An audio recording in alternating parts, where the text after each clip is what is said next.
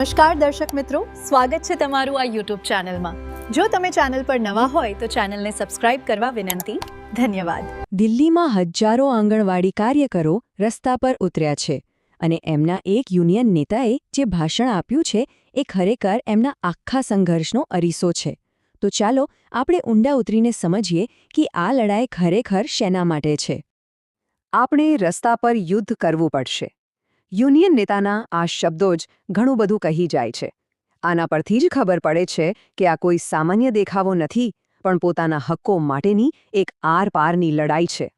તો આ લોકો કોણ છે જે વિરોધ કરી રહ્યા છે? આ છે આંગણવાડીની બહેનો, કાર્યકરો અને મદદનીશો, જે આપણા દેશના ગામડા અને શહેરોમાં આરોગ્ય સેવાની એક રીતે કરોડરજ્જુ સમાન છે. આ સમજૂતીમાં આપણે એમની માંગણીઓ અને એમની લડત પાછળના કારણોને જાણીશું. જો આ લડાઈ ખાલી પૈસાની નથી, એના મૂળમાં છે સન્માન, એક ઓળખ અને કાનૂની અધિકારો. કાર્યકરોને એવું લાગી રહ્યું છે કે સરકાર એમને આ મૂળભૂત અધિકારો આપવાથી પણ પાછીપાની કરી રહી છે. હવે આ એક બહુ જ ગંભીર આરોપ છે. વક્તાનું સીધું કહેવું છે કે જે સરકારની જવાબદારી કાયદાનું પાલન કરાવવાની છે, એ સરકાર પોતે જ સુપ્રીમ કોર્ટ અને હાઈકોર્ટના ચુકાદાઓને નથી માની રહી, એટલે કે કાયદો તોડી રહી છે. તો ચાલો હવે એમની જે આર્થિક માંગણીઓ છે એના પર આવીએ, જે આ વિરોધના કેન્દ્રમાં છે. આ માંગણીઓ સીધી રીતે એમના પગાર, પેન્શન અને નાણાકીય સુરક્ષા સાથે જોડાયેલી છે. આ આંકડો બરાબર યાદ રાખજો, 24,800 રૂપિયા.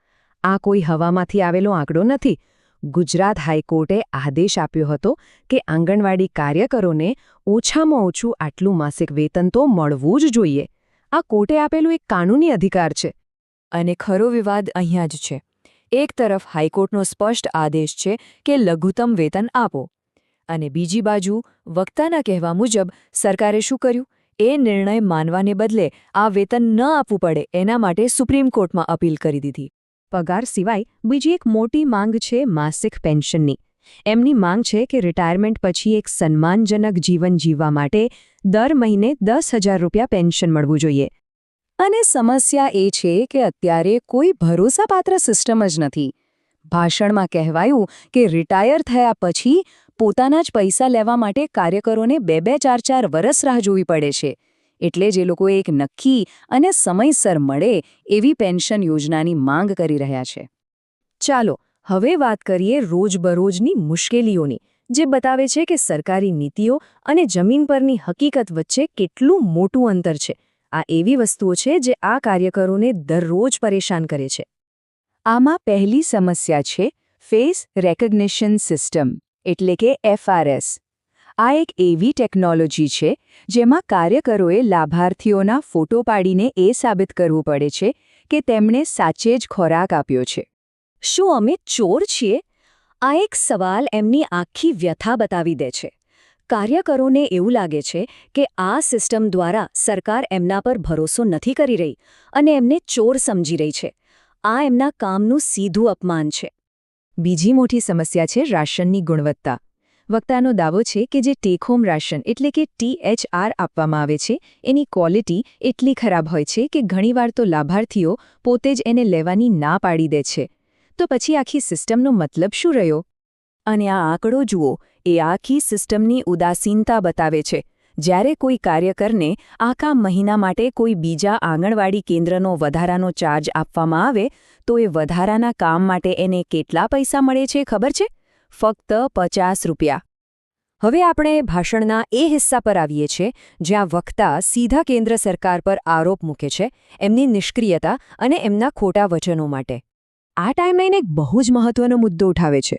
વક્તાના કહેવા મુજબ કેન્દ્ર સરકારે 2018 પછી આંગણવાડી કાર્યકરોના પગારમાં એક રૂપિયો પણ નથી વધાર્યો. જે કંઈ પણ થોડો ઘણો વધારો થયો છે એ અલગ અલગ રાજ્ય સરકારોએ પોતાની રીતે કર્યો છે. અને અહીંયા બે તદ્દન અલગ ચિત્ર દેખાય છે. એક તરફ સરકારનો નારો છે નારીવંદન, એટલે કે સ્ત્રીઓનું સન્માન, અને બીજી તરફ હકીકત શું છે કે એ જ નારીઓ, આ જ બહેનો રાજધાનીમાં 3 દિવસથી વિરોધ કરી રહી છે અને વક્તા મુજબ સરકારમાંથી કોઈ એમની સાથે વાત કરવા માટે પણ આવ્યું નથી. તો સવાલ એ છે કે આવી પરિસ્થિતિમાં આગળનો રસ્તો શું?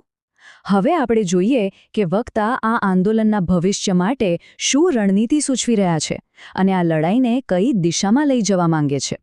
તો આગળના રસ્તા માટે વક્તાએ 3 મુખ્ય પગલાં બતાવ્યા છે. પહેલું, યુનિયનને છેક પ્રોજેક્ટ લેવલ સુધી મજબૂત બનાવવું. બીજું, હવે ફક્ત કોડ પર નિર્ભર રહેવાને બદલે રસ્તા પર ઉતરીને સંઘર્ષ કરવો. અને ત્રીજું, દરેક કાર્યકરને એટલો સશક્ત બનાવવો કે તે પોતે પોતાના હક માટે લડી શકે. અને અંતમાં આ બધી વાતો એક મોટો સવાલ ઊભો કરે છે. જ્યારે કોઈ આંદોલન કાનૂની પ્રક્રિયા પરથી ભરોસો ગુમાવીને સીધા જનસંઘર્ષનો રસ્તો અપનાવે ત્યારે એ સરકાર અને કાર્યકરો વચ્ચેના સંબંધોના ભવિષ્ય માટે કેવો સંકેત આપે છે?